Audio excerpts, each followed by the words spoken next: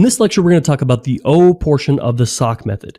Now, the O portion stands for organs, and we've discussed pieces of this in other lectures, and that's because this organs plays a role in everything else that we do with the Salk method. And that's why when we talk about the Salk method, the O really comes first, because what it requires us to do is it requires us to focus on major organ systems and how medications are going to affect those major organ systems. So medications can affect one or more organs, right? If I give medication for the heart, it's obviously going to have an impact on other parts of the body.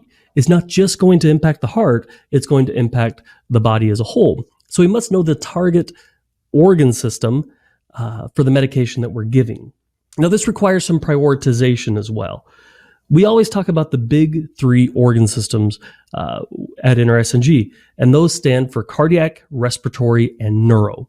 We must focus on how medications impact the cardiac system first, then the respiratory system, then the neuro system. Now, other organ systems play a role as well, but those three must come first and in that order. From there, we can then begin to focus on the renal system, the GI-GU system, the integumentary system, and then the musculoskeletal system.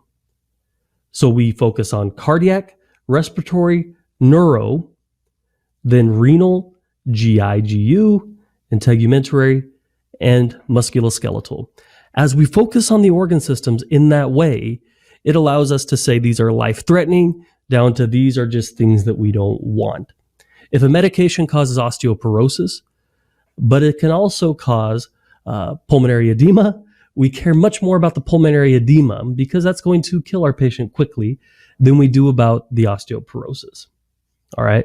So we focus on the organ systems. We focus on the major organ systems first, and then we begin to move down.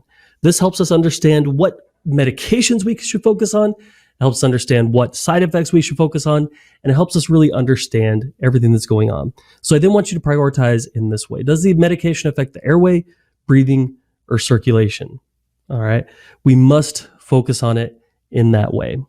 An example of this would be steroids. Steroids cause soggy bones or osteoporosis.